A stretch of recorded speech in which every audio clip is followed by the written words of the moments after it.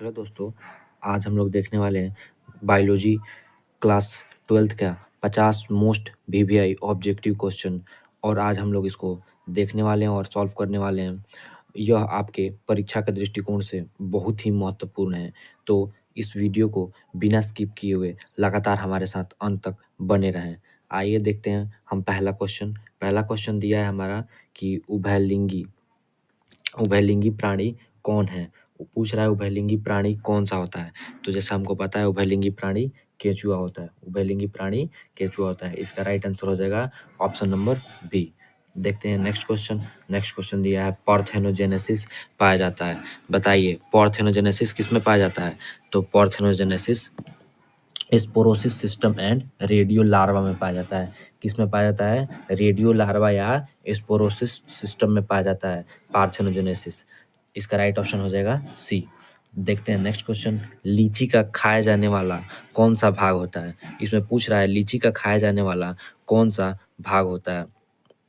हमको पता है लीची का खाया जाने वाला भाग बीचोल होता है। लीची का खाया जाने वाला भाग बीचोल होता है। इसका राइट ऑप्शन सी हो जाने वाला है। अब देखते हैं नेक्स्ट क्वेश्चन हम लोग देखेंगे 4 नंबर, संयुग्मी आइसोगैमी पाए जाते हैं। आइसोगैमी किस में पाए जाते हैं? तो आइसोगैमी शैवाल में पाए जाते हैं। आइसोगैमी संयुग्मी किस में पाए जाते हैं? शैवाल में पाए जाते हैं। इसका राइट ऑप्शन बी हो जाने वाला है। अब देखेंगे नेक्स्ट क्वेश्चन है हमारा, एंटोमोफिलस पुष्प में परागण का माध्यम क्या होता है। एंटोमो जो फिलस होता है उसमें परागण का माध्यम क्या होता है। तो एंटोमोफिलस पौधों में परागण का माध्यम कीट होता है। परागण का माध्यम क्या होता है? कीट होता है। तो इसका राइट ऑप्शन सी हो जाएगा। अब देखते हैं नेक्स्ट क्वेश्चन है 6 नंबर, पुष्पीय पौधों के भ्रूणपोष में गुणसूत्रों की संख्या कितनी होती है। जो पुष्पीय पौधे होते हैं उनमें गुणसूत्रों की संख्या कितनी होती है। तो आपको याद रखना है कि पुष्पीय जो पौधे हैं उसमें जब भी भ्रूणकोष पूछे तो आपको क्या बताना है? 3n टाइप का पाया जाता है। इसका राइट आंसर हो जाएगा 3n, ऑप्शन नंबर सी इसका राइट आंसर हो जाने वाला है। अब देखते हैं नेक्स्ट क्वेश्चन है 7 नंबर, स्तनधारी के शुक्राणु के मध्य भाग में पाया जाता है। जो स्तनधारी होता है उसके शुक्राणु के मध्य भाग में क्या पाया जाता है। तो हमने पढ़ा है कि शुक्राणु के जो होते हैं 3 भाग होते हैं, अग्र भाग, एक होता है मध्य भाग, एक होता है पश्च भाग। तो मध्य भाग में माइक्रोकॉन्ड्रिया पाया जाता है। मध्य भाग में क्या पाया जाता है? माइक्रोकॉन्ड्रिया पाया जाता है। और हम लोगों ने पढ़ा भी है कि माइक्रोकॉन्ड्रिया को क्या कहा जाता है? ऊर्जा हाउस। क्या कहा जाता है? ऊर्जा का घर कहा जाता है। माइटोकॉन्ड्रिया को क्या कहा जाता है? पावर हाउस के नाम से भी जाना जाता है। तो इसका राइट ऑप्शन हो जाएगा सी नंबर। अब देखेंगे नेक्स्ट क्वेश्चन 8 नंबर जो है, किसी फल में पुष्पासन खाया जाता है। किस फल में पुष्पासन खाया जाता है? तब इसमें बताना है किस फल, कौन सा ऐसा फल है जिसका पुष्पासन खाया जाता है। तो राइट आंसर सी हो जाने वाला है। राइट आंसर इसका सी होने वाला है। सेब का पुष्पासन खाया जाता है। नेक्स्ट क्वेश्चन देखेंगे बच्चों, कीटभक्षी पौधा कौन सा है। बताइए, इसमें पूछ रहा है कि कीटभक्षी पौधा कौन से ऐसे पौधे हैं जो कि कीटभक्षी होते हैं। तो इसका राइट ऑप्शन सी होने वाला है। इसका राइट ऑप्शन सी होने वाला है। ड्रोसेरा एक ऐसे पौधे हैं जो कि कीटभक्षी होते हैं, जो कि कीड़ों को, छोटे छोटे कीड़ों को मार करके अपना जीवन यापन करते हैं, खाते हैं। देखते हैं हम नेक्स्ट क्वेश्चन है हमारा 10 नंबर, मनुष्यों की प्राथमिक शुक्राणु कोशिका में ऑटोसोम की संख्या है। मनुष्य की जो प्राथमिक शुक्राणु कोशिका है उसमें ऑटोसोम की संख्या कितनी होती है। तो उसमें ऑटोसोम की संख्या 44 होती है। कितनी होती है? उसमें ऑटोसोम की संख्या 44 होती है। अब आएंगे देखेंगे नेक्स्ट क्वेश्चन हमारा दिया है, केवल पुरुष में पाई जाने वाली ग्रंथि है। वह ऐसी कौन सी ग्रंथि है जो केवल पुरुषों में पाई जाती है। तो कॉपर ग्रंथि, जो कॉपर ग्रंथि है वो केवल पुरुषों में पाई जाने वाली ग्रंथि है। और ये जो सी नंबर ऑप्शन दिया है ये तो पिट्यूटरी ग्रंथि है, ये मस्तिष्क में पाया जाता है। थायराइड ग्रंथि भी सब लोगों में पाया जाता है, नर और मादा दोनों में पाया जाता है। प्रोस्टेट ग्रंथि भी नर एवं मादा दोनों में पाया जाता है। इसका राइट ऑप्शन क्या हो जाएगा? बी हो जाएगा, कॉपर ग्रंथि। अब देखेंगे नेक्स्ट क्वेश्चन हमारा दिया है, गर्भाशय का संकुचित निचला भाग कहलाता है। जो गर्भाशय का जो संकुचित निचला भाग होता है उसको क्या कहा जाता है? उसको ग्रीवा के नाम से जाना जाता है। क्या कहा जाता है? ग्रीवा के नाम से जाना जाता है। तो इसका राइट ऑप्शन सी होने वाला है, ग्रीवा। हम देखेंगे नेक्स्ट क्वेश्चन, मानव में पाया जाने वाला प्लेसेंटा है। मानव के शरीर में जो पाया जाता है वो प्लासेंटा का क्या नाम है। तो इसमें मानव के शरीर में पाया जाने वाला प्लासेंटा पूछ रहा है। इसमें इसका आंसर क्या हो जाएगा? इसका आंसर ऑप्शन नंबर बी होने वाला है, हेमोकोरियल। जो हेमोकोरियल जो होता है वो क्या होता है, मानव के अंदर पाया जाने वाला प्लासेंटा होता है। मानव के अंदर पाया जाने वाला प्लासेंटा क्या होता है, हेमोकोरियल। तो राइट आंसर इसका बी होने वाला है 13 का। अब देखेंगे नेक्स्ट क्वेश्चन 14 नंबर, नर एवं मादा युग्मक के संयोग से बनता है। नर एवं मादा युग्मकों के संयोग से क्या बनता है, तो नर एवं मादा युग्मकों के संयोग से युग्मनज बनता है। क्या बनता है, युग्मनज बनता है। तो इसका राइट ऑप्शन सी होने वाला है। बढ़ेंगे हम नेक्स्ट क्वेश्चन पे। नेक्स्ट क्वेश्चन है हमारा 15 नंबर, सर्टोली कोशिका पाई जाती है। बताइए सर्टोली जो कोशिका है वो किस अंग में, किस हिस्से में पाया जाता है। तो इसका राइट ऑप्शन वृषण होने वाला है, वृषण। इसका राइट ऑप्शन वृषण होने वाला है। सर्टोली कोशिका वृषण में पाई जाती है। देखेंगे नेक्स्ट क्वेश्चन। नेक्स्ट क्वेश्चन है हमारा, एक स्वस्थ महिला के जीवन काल में कुल अंडे की संख्या लगभग कितनी होती है। कुल अंडे जो होते हैं वो कितना उत्सर्जित होते हैं महिलाओं के पूरे जीवन काल में। आपको पता है कि महिलाओं में जो होता है 15 वर्ष 45 वर्ष के बाद क्या होता है, मासिक चक्र बंद हो जाता है। तो आपको बताना है महिलाओं के बॉडी में जो 13 से 15 साल में स्टार्ट होता है मासिक धर्म का बनना और 45 तक खत्म होता है, उसमें कितने अंडाणु, कितने जो अंडाणु हैं वो निषेचित होते हैं। तो इसका राइट ऑप्शन हो जाएगा सी नंबर, टोटल 400। जो 400 होते हैं, 400 होते हैं इनके कुल अंडों की संख्या लगभग होती है पूरे जीवन काल में। इसका राइट ऑप्शन सी हो जाएगा। आपके परीक्षा से बहुत ही महत्वपूर्ण है परीक्षा के दृष्टिकोण से, क्योंकि यह परीक्षा 2022 में पूछे गए प्रश्न है जो कि इस बार भी पूछने की पूर्ण रूप से संभावना है। आइए देखते हैं नेक्स्ट क्वेश्चन। नेक्स्ट क्वेश्चन है हमारा, कॉपर टी किसे रोकता है। कॉपर टी जो होता है वह महिलाओं के द्वारा प्रयोग में आने वाला एक निरोध है, जिसके द्वारा महिलाएं पुरुष के द्वारा त्यागे गए स्पर्म को रोकने की क्षमता उन्हें ग्रहण करती है। इसे क्या कहा जाता है, कॉपर टी कहा जाता है। और इसका राइट ऑप्शन हो जाएगा ऑप्शन सी। ऑप्शन जो सी होता है निषेचन। निषेचन मतलब जो संतति की उत्पत्ति होती है निषेचन के पश्चात ही होती है। तो निषेचन को रोकने के लिए ही महिलाओं के द्वारा कॉपर टी का प्रयोग किया जाता है। देखेंगे नेक्स्ट क्वेश्चन। नेक्स्ट क्वेश्चन है, विषाणु जनित रोग कौन सा है, बताइए। अब पूछ रहा है विषाणु जनित रोग कौन से हैं, तो पोलियो। पोलियो जो होता है वह विषाणु जनित होता है। पोलियो विषाणु जनित होता है।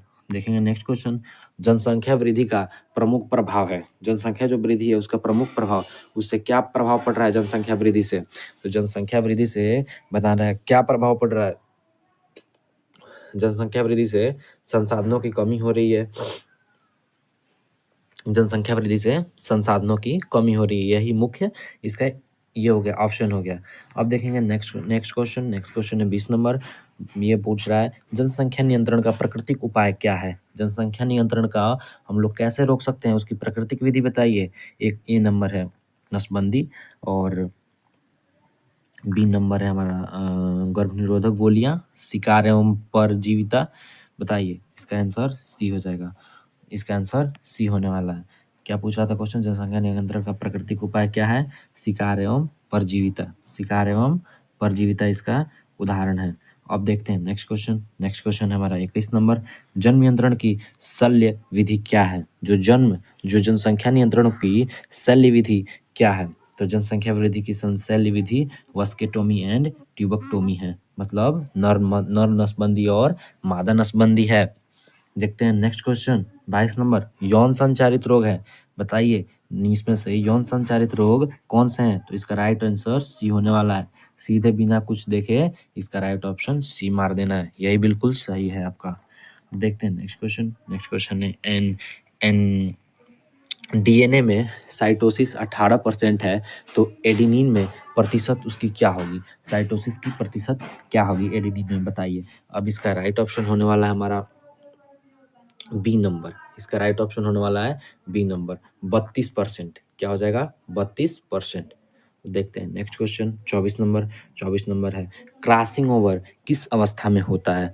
अब पूछ रहा है क्रॉसिंग ओवर जो होता है वो किस अवस्था में होता है, तो इसका राइट ऑप्शन सी होने वाला है, पैंचिटिन। पैंचिटिन अवस्था जो होती है उसमें ही क्रॉसिंग ओवर होता है। देखेंगे नेक्स्ट क्वेश्चन। नेक्स्ट क्वेश्चन है हमारा सूक्ष्म प्रजनन किससे कराया जाता है? सूक्ष्म जो प्रजनन होता है माइक्रोग्राफेशन किससे कराया जाता है? तो माइक्रोग्राफेशन किससे कराया जाता है? तो अलैंगिक अलैंगिक प्रजनन में कराया जाता है। इसका राइट ऑप्शन बी हो जाएगा। देखते हैं नेक्स्ट क्वेश्चन। नेक्स्ट क्वेश्चन है ऑपरेशन मॉडल क्या प्रदर्शित करता है? जो ऑपरेशन मॉडल होता है वो क्या प्रदर्शित करता है? तो जीन का नियमन है वो ओपेरॉन मॉडल प्रदर्शित करता है। अब देखेंगे नेक्स्ट क्वेश्चन। नेक्स्ट क्वेश्चन है डीएनए का पूरा नाम क्या है? अब बताना है फुल फॉर्म। डीएनए का फुल फॉर्म क्या होता है? ये परीक्षा में हर बार पूछने वाला प्रश्न है, तो इसको आप लोग अच्छे से अपने कॉपी पे नोट करते चलेंगे। इसको देखना है कि इसको क्या फुल फॉर्म है। तो इसका राइट आंसर हो जाएगा B number, deoxy ribonucleic acid right answer B होने वाला है।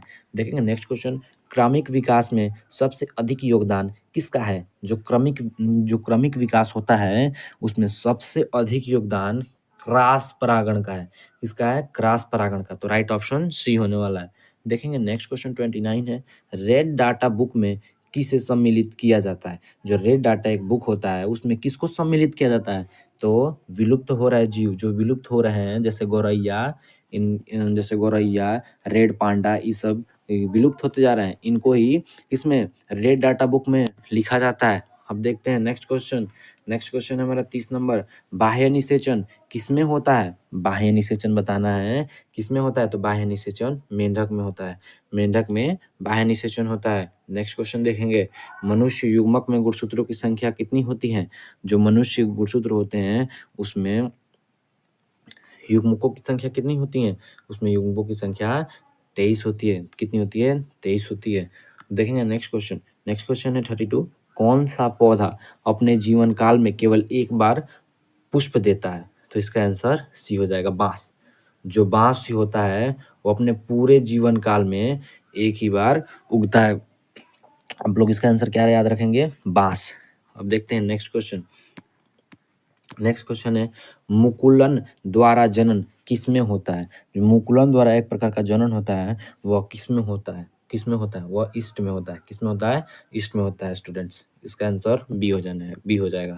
अब देखते हैं नेक्स्ट क्वेश्चन। नेक्स्ट क्वेश्चन है द्विखंडन किसमें पाया जाता है? द्विखंडन इसमें बताना है किसमें पाया जाता है? तो अमीबा में जो होता है वो द्विखंडन पाया जाता है। अब देखेंगे नेक्स्ट क्वेश्चन।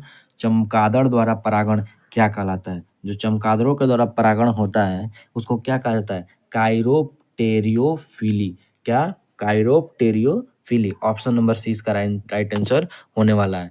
यह भी क्वेश्चन बहुत ही इंपॉर्टेंट है जो कि आप लोगों से एग्जाम में हर बार पूछते हैं। अब देखेंगे नेक्स्ट क्वेश्चन। एकल जनक के से उत्पन्न संतति का जनक क्या कहलाता है? जो एकल जनक के द्वारा उत्पन्न होता है जो संतान, उसे क्या कहा जाता है? तो उसे क्या कहा जाता है स्टूडेंट्स बताएंगे आप लोग। इसका आंसर हो जाएगा बी अलैंगिक जनन। अलैंगिक जनन में जो भी जनन होता है उसमें केवल एक ही जनक भाग लेता है। अब देखेंगे नेक्स्ट क्वेश्चन। नेक्स्ट क्वेश्चन है स्तनधारियों में निषेचन कहाँ होता है? स्तनधारियों में बताना है निषेचन कहाँ होता है? तो फैलोपियन नलिका, जो फैलोपियन ट्यूब होता है मादाओं में, उनमें निषेचन की प्रक्रिया होती है। देखना है नेक्स्ट क्वेश्चन। नेक्स्ट क्वेश्चन है 38। शकरकंद किसका उदाहरण है? बताना है 38 क्वेश्चन का आंसर बताना है कि शकरकंद किसका उदाहरण है? तो शकरकंद जड़ का उदाहरण होता है। किसका उदाहरण होता है? जड़ का उदाहरण है शकरकंद। 39 देखेंगे। केंचुआ किस प्रकार का प्राणी है? बताना है इसमें केंचुआ किस प्रकार का प्राणी है? तो केंचुआ जो है वह द्विलिंगी होता है। कैसा होता है? द्विलिंगी होता है। नेक्स्ट क्वेश्चन देखेंगे 40 नंबर। काजू कैसा फल होता है? इसमें पूछ रहा है काजू कैसा फल होता है? तो हमको बताना है काजू मार्शल फल होता है। कैसा फल होता है? मार्शल फल होता है। देखेंगे नेक्स्ट क्वेश्चन। नेक्स्ट क्वेश्चन है भ्रूणपोष युक्त बीज को क्या कहते हैं? जो भ्रूणपोष युक्त बीज होता है उसको क्या कहा जाता है? एल्ब्यूमिनस। एल्ब्यूमिनस जो होता है वो भ्रूणपोष युक्त बीज होता है। इसका राइट ऑप्शन ए हो जाएगा। देखते हैं नेक्स्ट क्वेश्चन। नेक्स्ट क्वेश्चन है स्वपरागण सामान्यतः किस पौधों में होता है? बताना है इसमें स्वपरागण सामान्यतः किस पौधों में होता है? तो इसका राइट आंसर बी हो जाएगा द्विलिंगी पौधों में। द्विलिंगी जो पौधे होते हैं उसमें स्वपरागण होते हैं। देखते हैं नेक्स्ट क्वेश्चन। नेक्स्ट क्वेश्चन आते हैं हम लोग 43। सेब किस प्रकार का फल है? पूछ रहा है इसमें सेब जो होता है वो किस प्रकार का फल है? तो सेब कूट फल होता है। कैसा फल होता है? कूट फल होता है। सेब जो होता है वो कूट फल होता है। कैसा फल होता है? कूट फल होता है। नेक्स्ट क्वेश्चन देखेंगे। नेक्स्ट क्वेश्चन है वायु परागण सामान्यतः किसमें पाया जाता है? वायु परागण बताइए। इनमें चारों ऑप्शनों में से क्या होगा इसका आंसर? इसका राइट आंसर सी हो जाएगा, घास। जो घास होता है उसमें वायु परागण होता है। घास में कैसा परागण होता है? वायु परागण होता है। इसको भी ध्यान में रखेंगे, यह भी क्वेश्चन आने की संभावना है इस वर्ष। अब देखते हैं नेक्स्ट क्वेश्चन। नेक्स्ट क्वेश्चन है 45। प्रोटोप्लास्ट संलयन में फ्यूजेजो क्या होता है? देखिए पूछ रहा है क्वेश्चन, प्रोटोप्लास्ट संलयन में फ्यूजोजेन क्या कहलाता है? इसका राइट आंसर बी होने वाला है, पीईजी। जो पीईजी होता है वो प्रोटोप्लास्ट संलयन में फ्यूजोजन कहलाता है, पीईजी। देखेंगे नेक्स्ट क्वेश्चन 46। कोशिका की टोटीपोटेंसी सिद्धांत किसने की? जो कोशिका की टोटीपोटेंसी सिद्धांत किसने की है? इसका राइट ऑप्शन सी हो जाएगा। इसका राइट ऑप्शन सी होने वाला है। स्टीवार्ड ने कोशिका की टोटीपोटेंसी सिद्धांत किया है। अब देखेंगे 47 नंबर क्वेश्चन। चींटी द्वारा परागण क्या कहलाता है? बताइए चींटी द्वारा परागण क्या कहलाता है? तो चींटी द्वारा परागण मार्मिकोफिली कहलाता है। चींटी द्वारा परागण मार्मिकोफिली कहलाता है। नेक्स्ट क्वेश्चन देखेंगे। टर्नर सिंड्रोम में गुणसूत्रों की संख्या कितनी होती है? जो टर्नर सिंड्रोम होता है उसमें गुणसूत्रों की संख्या कितनी होती है बताना है। इसका राइट ऑप्शन बी होने वाला है। जो टर्नर सिंड्रोम है उसमें गुणसूत्रों की संख्या 45 होती है। कितनी होती है? 45 होती है। इसका राइट ऑप्शन बी होने वाला है। तो गाइस आप लोग हमारे इस वीडियो को ज़्यादा से ज़्यादा लाइक करें, शेयर करें, ताकि हमको और मोटिवेशन मिल सके और हम लोग आपके परीक्षा के लिए और अच्छे अच्छे वीडियोस को ला सकें। Thank you for watching my video.